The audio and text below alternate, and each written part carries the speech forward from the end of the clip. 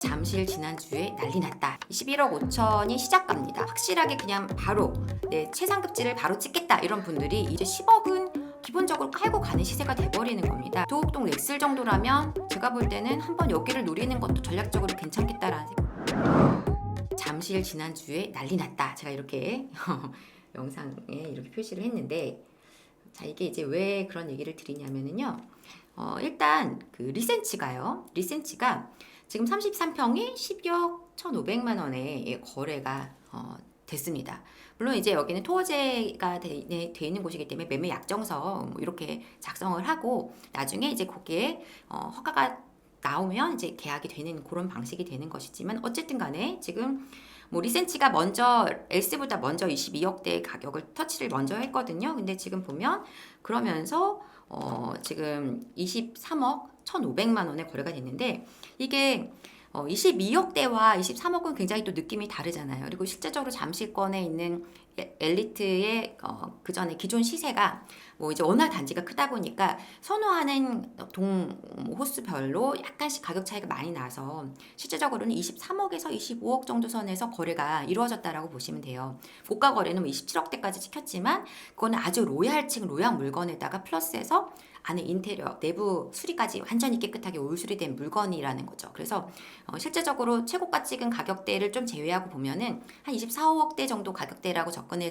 볼 수 있고, 조금 이제 뭐 저층이라든가 조금 아쉬운 호수들 같은 경우 23억대 거래가 되는 것인데, 지금 23억 1,500만 원에 일단 거래가 찍혔다는 것은 굉장히 이 고무적이라고 볼 수 있는 잠실에서. 왜냐하면 이 시세가 여러분들도 기억하겠지만 작년 10월, 11월 들어오면서 거래가 막 가격이 낙폭을 막 키울 때 18억대까지도 거래가 됐었던 그런 상황이었지 않습니까? 그래서 가격 거래가 지금 거래폭이 확 완전히 끌어올리는 시세로 거래가 됐다라는 게 의미가 있습니다. 그리고 이 리센치만 그런 게 아니고요. 그 잠실 20평대가 지금 18억 5천에 이게 엘쓸 거예요. 거래가 됐는데 완전 대부분의 매물이 소진이 됐다라는 것입니다. 그래서 지금 보시면 리센치는 이제 작은 평수가 20평대가 별로 많지가 않죠. 그래서 아예 매물이 아예 없음으로 나옵니다. 지금 네이버에는요. 아예 없음으로 나오고요. 잠실 같은 경우에는 지금 일단 18억 5천에 거래가 찍히고 나니까 가장 낮은 가격으로 끊어도 지금 17억 5천이 최저가 매물입니다. 네, 최저가 매물이에요. 그래서 이렇게 지금 물건들이 이런 식으로 매물이 나오고 있다라는 거죠. 그래서 17억 5천, 뭐 18억 이렇게 지금 매물이 나오고, 그 뒤로 뭐 18억 5천 뭐 이렇게 계속 매물이 나오는 거죠.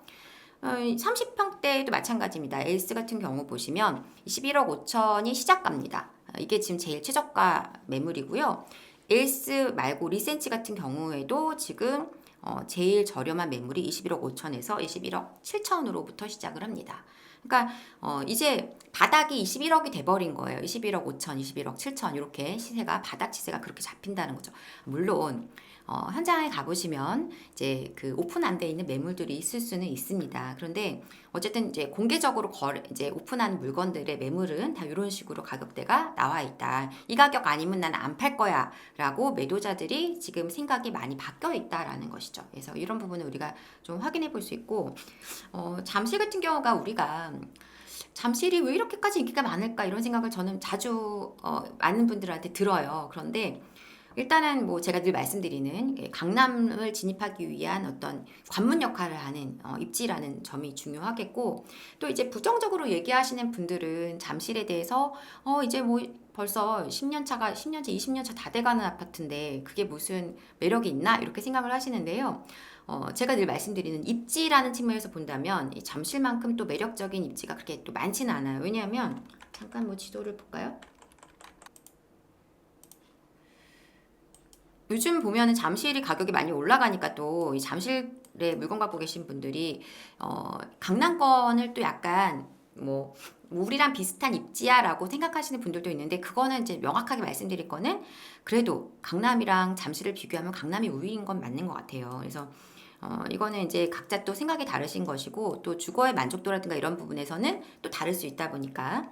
근데 지금 예를 들어서 지금 잠실의 엘리트하고 잠실주공 5단지까지 이 일대 보시면은 교통은 교통대로 다 좋으면서 한강변을 또 끼고 있는 자리면서 옆에 이제 그 뭐 얘기할 의미가 없는 얘기긴 하지만 어쨌든 개발 사업들이 지금 계속 진행되는 거니까요. 이런 사업들이 진행되면서 이 지역의 가치가 계속 올라갈 텐데 거기에 생활 편의 시설이랑 교육이랑 이런 것들까지 다 두루두루 만족할 수 있는 그런 자리가 그렇게 많지 않죠. 그러면서 가격이 강남까지 들어가기 너무 무겁지 않은 가격에 와 있다라는 생각이 드니까 이제 사람들이 매수에 가담하시는 거고, 실제로 이제 요 가격대에 들어올 때까지는 굉장히 사람들의 이제 뭐랄까요, 바닥을 다지는 기간이 좀 그래도 제법 됐었죠. 그래서 지금 작년 10월부터 해서 올해 1, 2월까지는 들쑥날쑥한 거래가 오가면서 거래만 많지 실제로는 가격 반등은 안 일어난다 이런 얘기들이 있었습니다. 그래서 제가 계단식 상승이란 얘기를 드렸잖아요. 지금 요거 찍고 이렇게 올라가서 지금 이런 식으로 가격대가 21억, 20대 왔다 갔다 하던 게 있었는데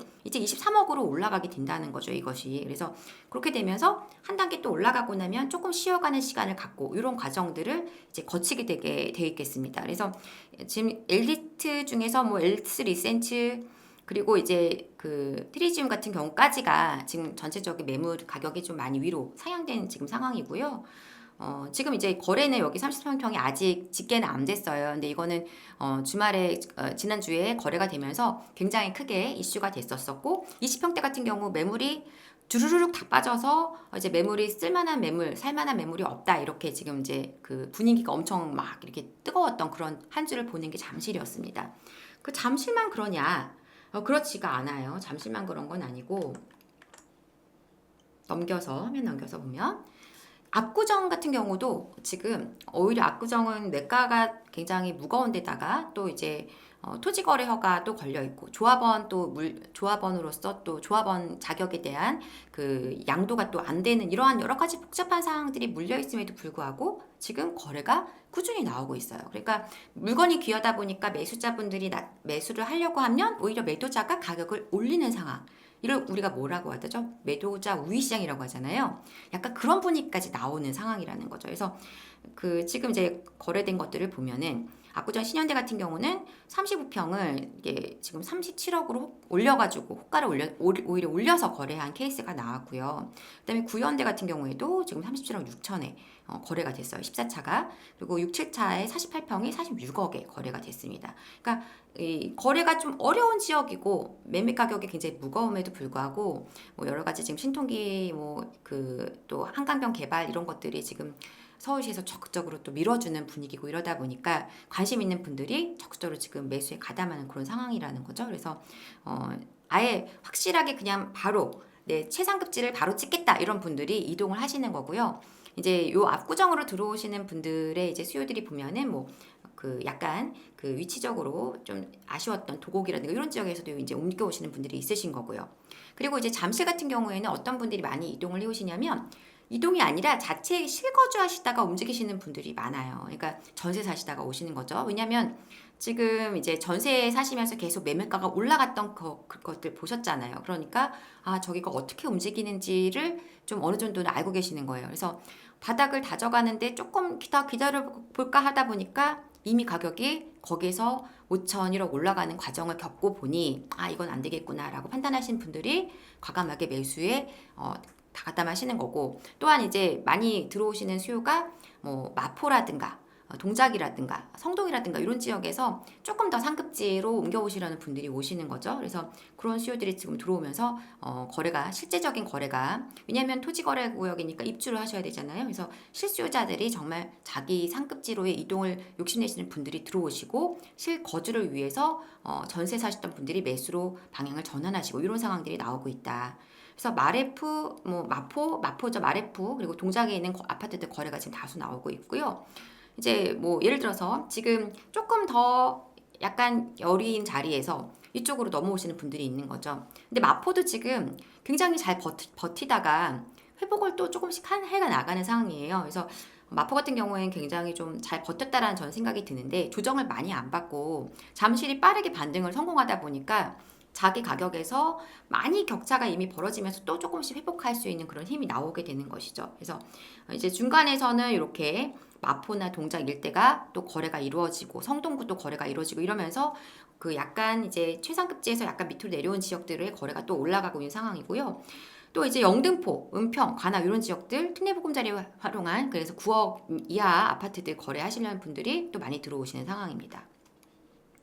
요거는 이제 아파트 압구정 아파트를 제가 잠깐 매물을 상황을 좀 가져온 것이고 이렇게 지금 상황이 이렇게 돌아가고 있어요. 그래서 제가 이제 왜 이 얘기를 드리냐면 위에서 지금 거래가 움직이는 게 나라 뭔 상관이야가 아니라 우리는 지금 상단이 열려줘야 우리가 갖고 있는 물건들이 또 따라 움직일 수 있잖아요. 그래서 전체적으로 이렇게 균형이 따라 움직여줘야 되는데 맨 위에서 가고 있고 또 약간 저 아래쪽에서 시세가 또 받쳐주고 있고 거기에다가 여러분들이 최근에 목격한 뭐 이편한 세상 플랫폼시티라든가 용인이라든가 또 그런 지역들에서 뭐 광명이라든가 이런 지역들에서 이제 10억은 기본적으로 깔고 가는 시세가 돼버리는 겁니다. 그러면 전체적인 어떤 우리 그 아파트 시세 자체가 위로 올라가는 상황이 된다는 거죠. 그래서 위쪽에서 끌어주고 밑에서 밀어주고 그러면 가운데 있는 이제 어느 정도 그 중간권 시세들도 같이 움직일 수밖에 없는 상황들이 나오게 된다라는 것이죠. 자, 이렇게 지금 시장이 이렇게 움직이고 있는 상황 속에서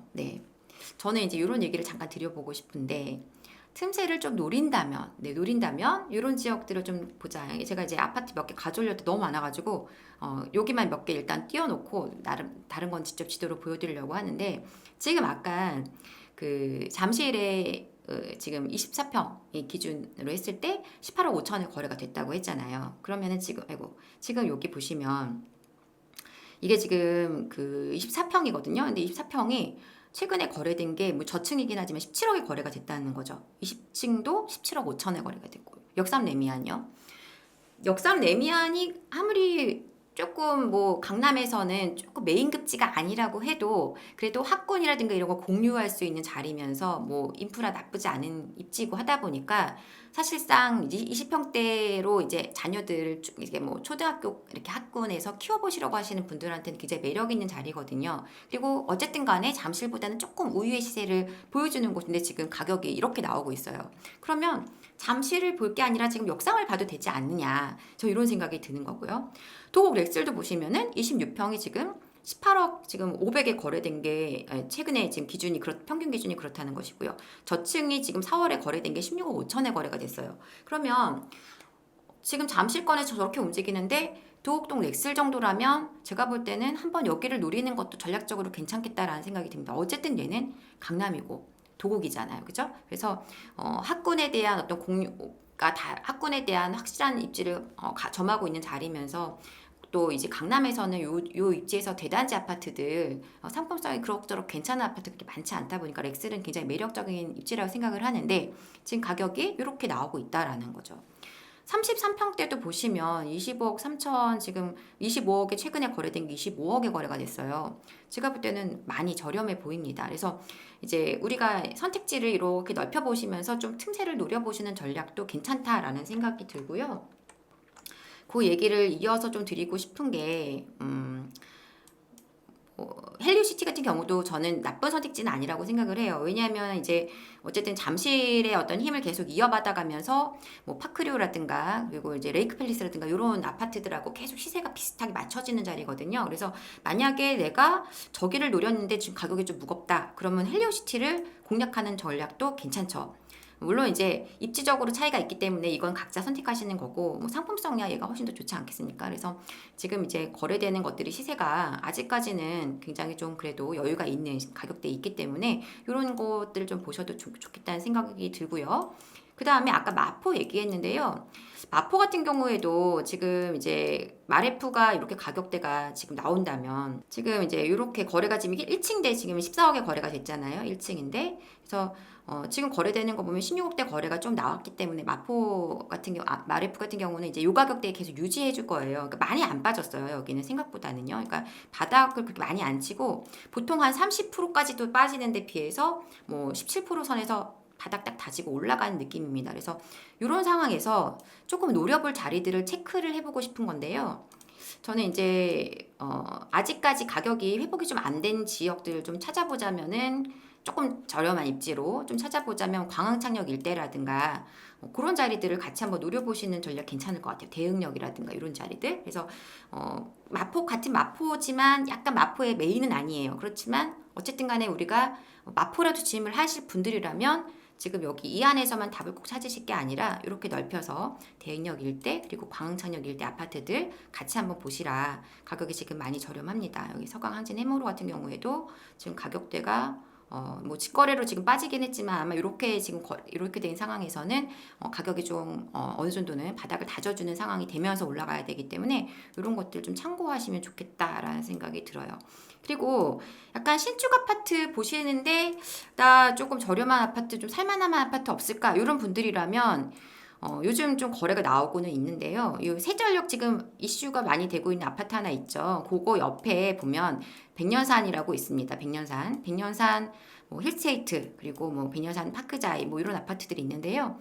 저는 이제 여기도 괜찮아 보여요. 30평대 지금 신축 아파트 18년에 입주한 아파트인데 가격대가 지금 이런 상황이거든요. 뭐 8억대 이렇게 나오니까 요 가격대가 금방 회복하겠죠. 원래는 지금 뭐 12억까지 갔던 아파트들인데 지금 이렇게 가격이 내려와 있습니다. 다만 입지적으로 아주 우위인 자리는 아니에요. 교통이 아주 우수한 자리도 아니고 그렇다 보니까 좀 내가 상품성에 좀 더 집중하고 주거 만족도라든가 이런 거에 좀 보실 분들이라면 이 가격 회복하는 것만으로도 충분히 좋은 성과는 보지 않는가 이렇게 생각을 합니다.